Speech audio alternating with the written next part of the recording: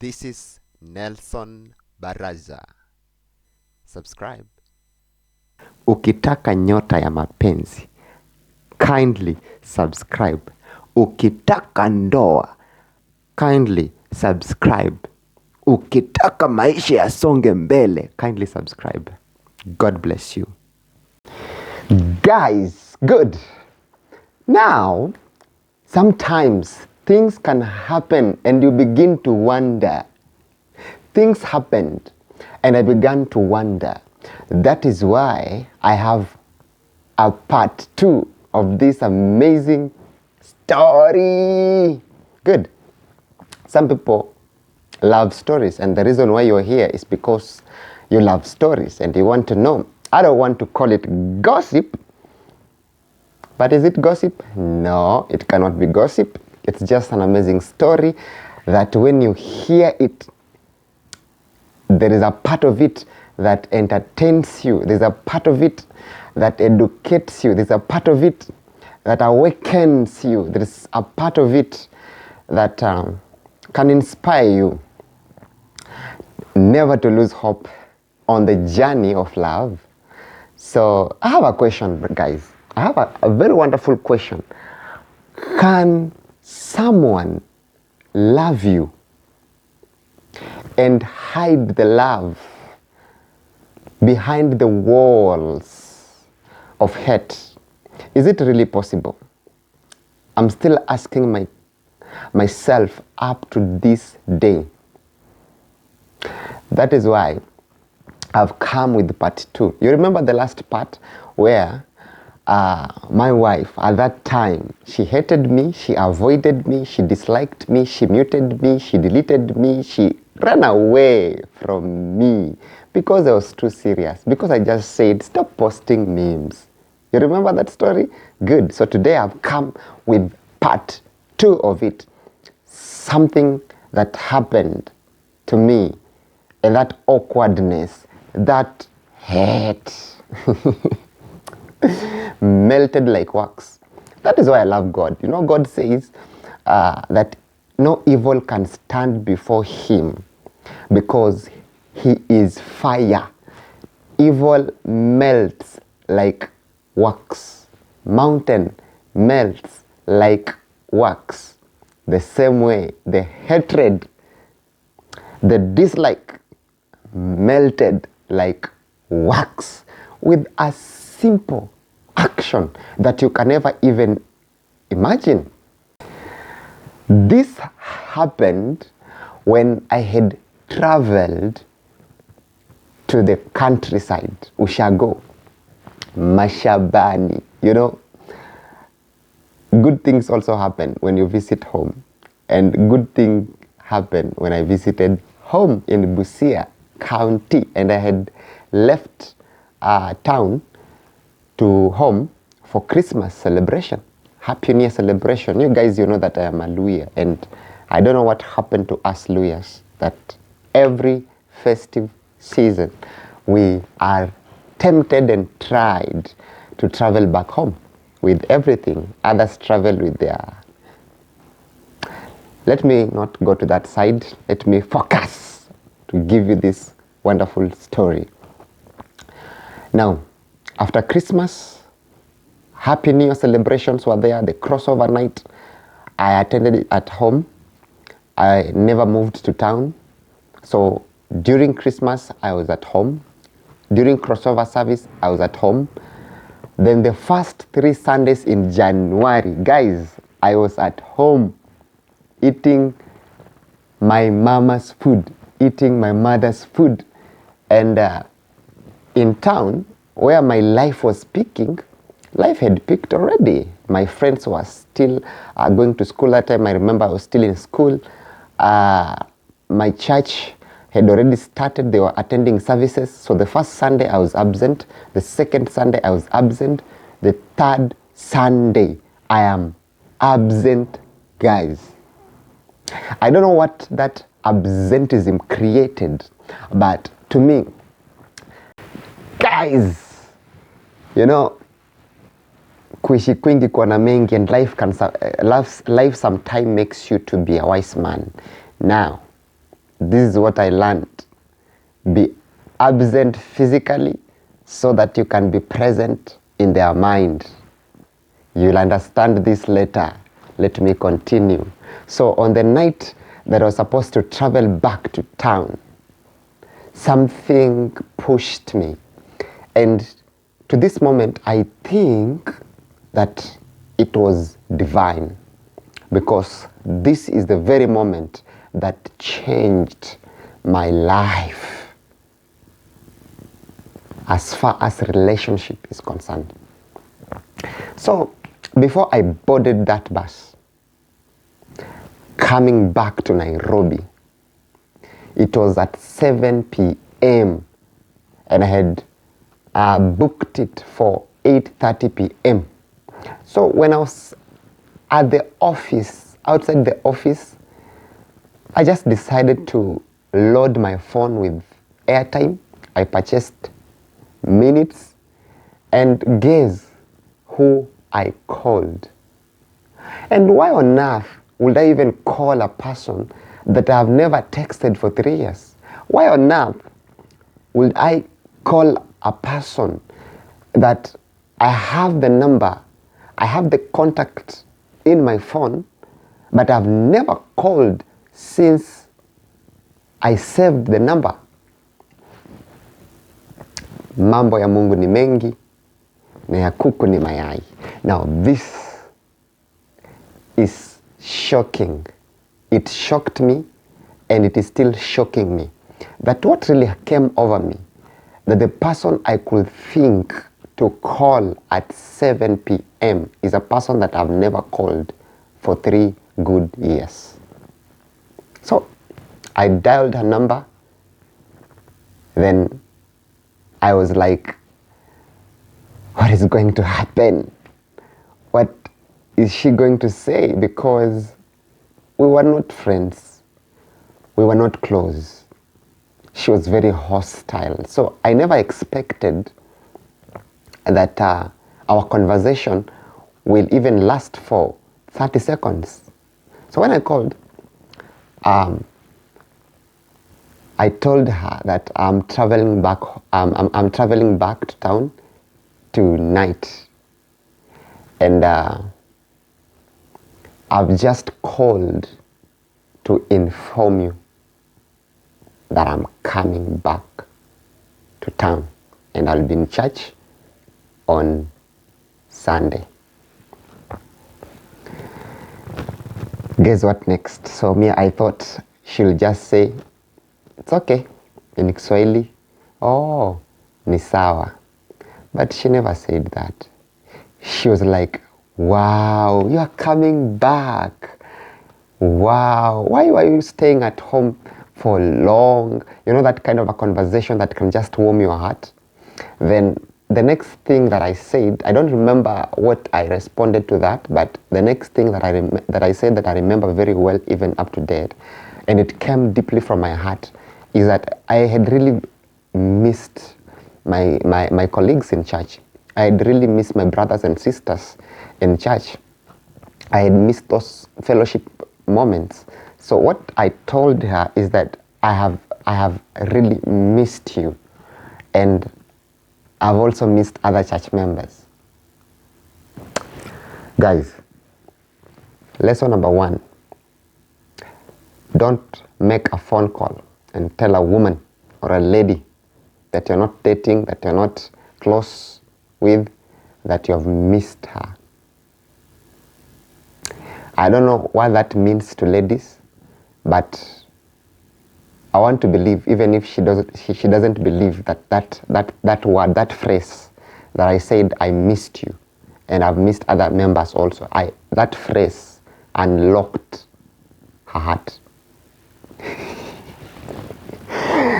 That phrase became the fire that I'm talking about, the fire that melted, if that is the word, the fire that caused that veil that was on her face, that veil that was on her eyes, to dislike me, to hate me, to burn into ashes, and it was removed. She was warmed up. she was very jovial, she was very welcoming, and even the conversation shifted and transited to just a glamorous or a glorious. Just, it picked up, guys. It really picked up. She was like, are you serious? I don't even remember what we spoke about. And I think I almost finished the minutes. I had bought 45 minutes. I don't remember, but it was more than 30 minutes. So for the first time ever on a phone call, our conversation picked up just from the word, I miss you guys.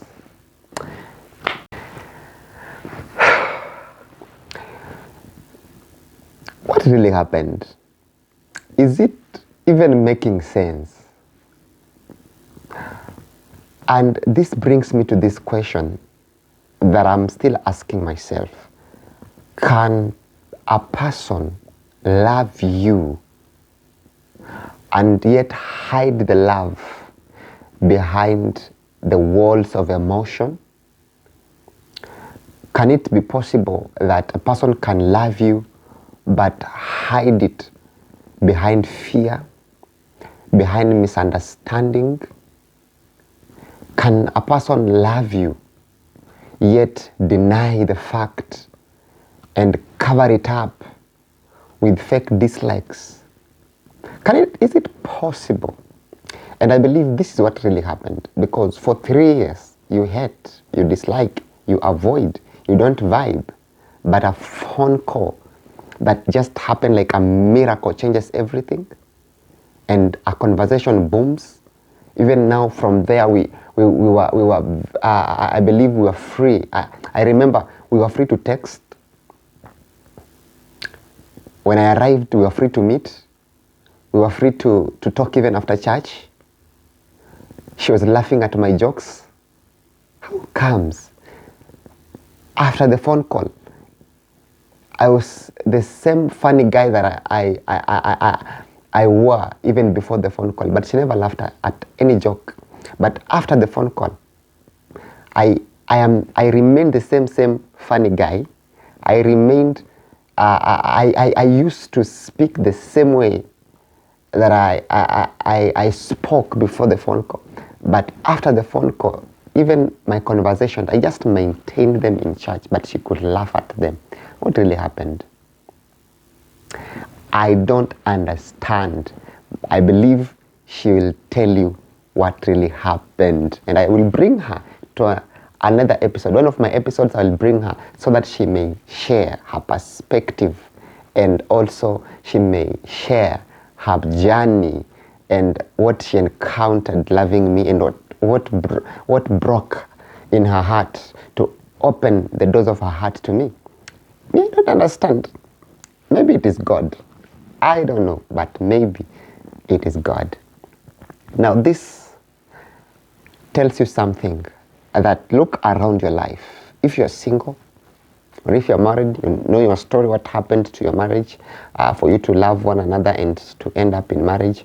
But if you're single, and if you are in love with someone, and they appear to be running away from you, avoiding you, not taking your calls not even receiving your calls warmly, not even responding back, can this kind of behavior be the same that used to happen with my wife and now it changed?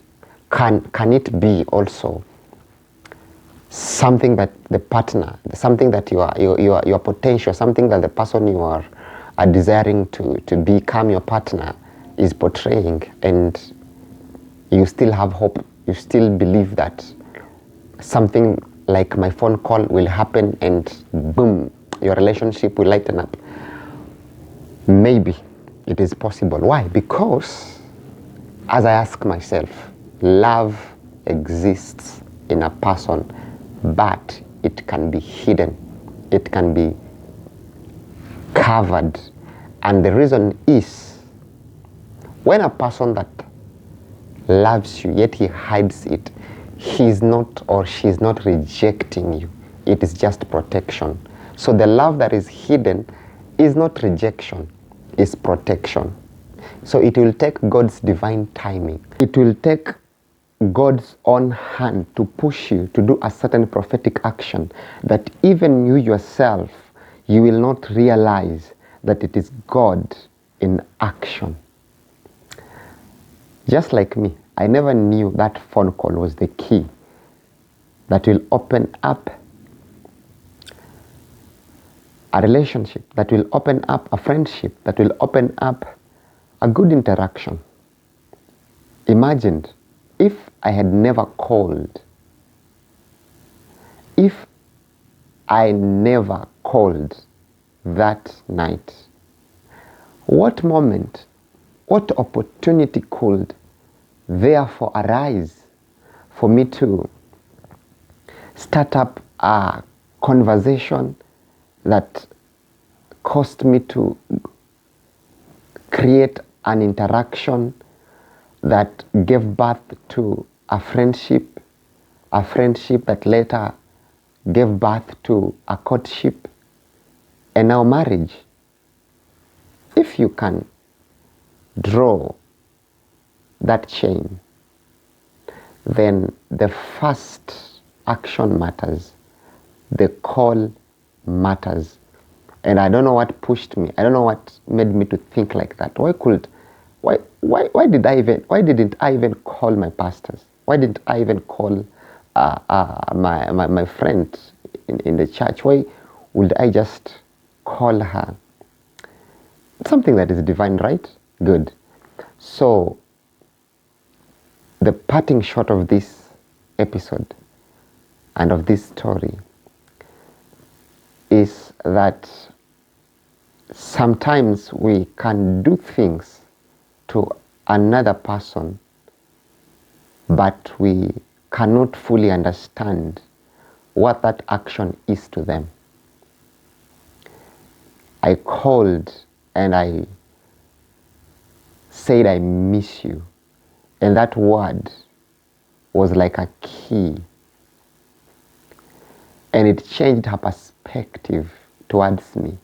Because later on, she began to realize that I am so friendly, that I am not that serious guy. I'm not that too focused, too determined, a person that you cannot vibe with, a person that you cannot say funny stories with. That is what she thought. She thought I was. But even during the phone call, the way she would laugh, the way she would be very happy, it changed her perspective concerning me. And that is the reason why I have to say that people don't hate or dislike a person that they are close to every time, a person that they meet every time. They only hate what they don't understand. They only hate what they feel but they can't explain. They also hate what challenges their comfort. And that is what made her to hate me. She hated me because I challenged her comfort. She hated me because she never understood who I was. She hated me because she was not ready to open up herself to my proximity, for me to be very close to her. But who is God? Continue praying, continue trusting God that even the one that you are running after, she will stop and receive you in Jesus' mighty name. Good. Wait for the next episode, and if you have not subscribed, kindly subscribe. Have you subscribed? Are you sharing this link? Are you commenting today? Just subscribe. Bye.